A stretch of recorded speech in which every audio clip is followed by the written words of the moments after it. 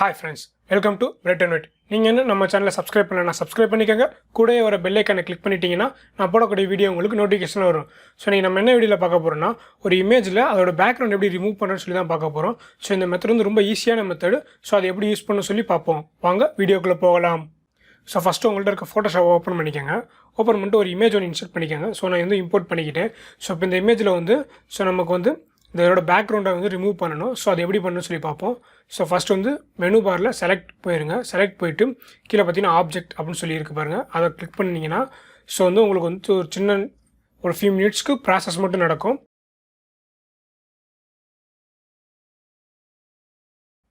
So process complete ஆனோடனே பார்த்தீங்கன்னா அந்த ஆப்ஜெக்ட் மட்டும் வந்து நமக்கு வந்து ஆப்ஜெக்ட் மட்டும் செலக்ட் ஆகிடுச்சு. ஸோ இதில் பாருங்கள், நமக்கு தேவையில்லாத பகுதி எதுவும் செலக்ட் ஆயிருக்கான்னு சொல்லி செக் பண்ணி பாருங்கள். ஸோ இப்போ பார்த்தீங்கன்னா இந்த இடத்துல வந்து இந்த ஏரியாவில் வந்து நமக்கு இந்த இடம் தேவையில்லை. ஸோ இது செலக்ட் ஆயிருக்கனால நம்ம என்ன பண்ணணும்னா குயிக் செலெக்ஷன் டூல் எடுத்துகிட்டு அதில் வந்து -2 செலக்ட் பண்ணிக்கோங்க. செலக்ட் பண்ணிவிட்டு அந்த இடத்துல வந்து ஒரு கிளிக் பண்ணிங்கன்னா அது வந்து மைனஸ் ஆயிரும். ஸோ இப்போ நமக்கு வந்து இந்த செலக்ட் பண்ணிக்க ஏரியா வந்து போதும் அப்படின்னா இங்கே கீழே லேயர் பேனலில் கீழே பார்த்தீங்கன்னா மாஸ்க் இருக்கும். அந்த மாஸ்க்கை கிளிக் பண்ணிங்கன்னா அந்த லேயர் வந்து பேக்ரவுண்ட் வந்து ஆல்ரெடி எரேஸ் ஆயிரும். மேலே பார்த்தீங்கன்னா இந்த ஹேர் பக்கத்தில் அந்த இருக்கிற ஏரியாஸும் நமக்கு வந்து கவர் ஆகிருக்கு.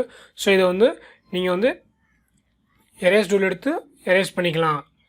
இல்லை நான் முன்னாடியே இது பண்ணிடுறேன் அப்படின்னா அந்த குயிக் செலெக்ஷன் டூல்லே சொல்லி அந்த லேயர்ஸ்லாம் வந்து அங்கே வந்து டெலிட் பண்ணிடலாம் நம்ம.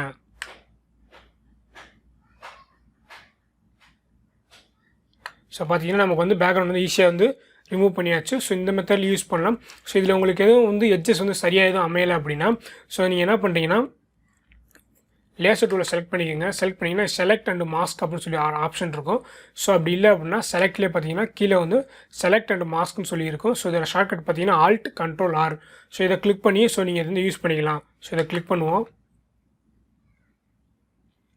கிளிக் பண்ணிங்கன்னா உங்களுக்கு இங்கே பார்த்தீங்கன்னா பேக்ரவுண்டில் வந்து எரேஸ் ஆகி பேக்ரவுண்ட் வந்து கொஞ்சம் பிளர்ராக தெரியும். இந்த இடத்துல இந்த ஆப்ஷன்ஸ் நிறையா இருக்குது. இந்த வியூ பேனலில் பார்த்தீங்கன்னா வியூ மோடில் வந்து ஆனியன் ஸ்கின். இதோட வந்து இதிலே இருக்கட்டும். இதுதான் நமக்கு வந்து நான் கிளியராக தெரியும். இதில் வந்து டிரான்ஸ்பரன்சி இருக்குது. இது வந்து உங்களுக்கு எந்த அளவுக்கு இது டிரான்ஸ்பரண்ட்டாக வேணுமோ அந்த அளவுக்கு நீங்கள் வந்து அட்ஜஸ்ட் பண்ணிக்கலாம். இதை நான் இன்க்ரீஸ் பண்ணால் பேக்ரவுண்ட் வந்து சுத்தமாக தெரியாமலே போயிடுது. இது வந்து உங்களுக்கு ஒப்பாசிட்டி மாதிரி தான் இதுவும். இதை நீங்கள் அட்ஜஸ்ட் பண்ணி நமக்கு எந்த அளவுக்கு வேணும், எந்த அளவுக்கு எரேஸ் பண்ணணும்னு சொல்லி ஈஸியாக அதை வந்து மூவ் பண்ணிக்கலாம். அடுத்து பார்த்தீங்கன்னா எட்ஜு. இந்த எட்ஜஸ் வந்து எந்த அளவுக்கு ரேடியஸ் இருக்கணும், எந்த அளவுக்கு அந்த கர்வாக இருக்க இடத்துலலாம் எந்த இடத்துல நமக்கு இருக்கணும் அப்படின்னு சொல்லி நம்ம இங்கே அலைன் பண்ணிக்கலாம். அதுக்காக யூஸ் பண்ணணும்.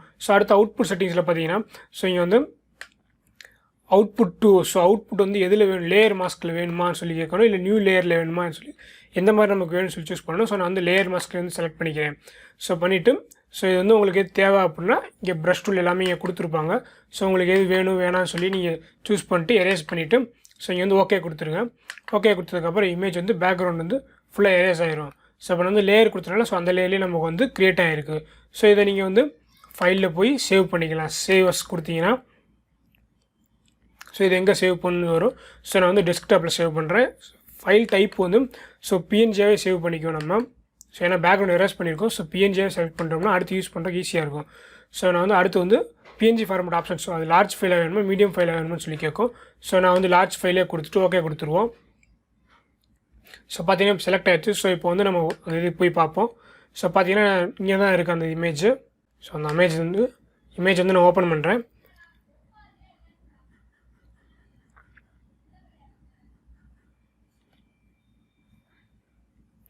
அந்த இமேஜ் பார்த்தீங்கன்னா பேக்ரவுண்ட் வந்து ஒயிட்டாக தான் இருக்குது. இந்த மாதிரி இருக்கும்போது நம்ம வந்து பிஎன்ஜியாக தான் இருக்கும். நம்ம எங்கிட்ட யூஸ் பண்ணுறோன்னா நம்ம இந்த இமேஜ் வந்து ஈஸியாக யூஸ் பண்ணிக்கலாம்.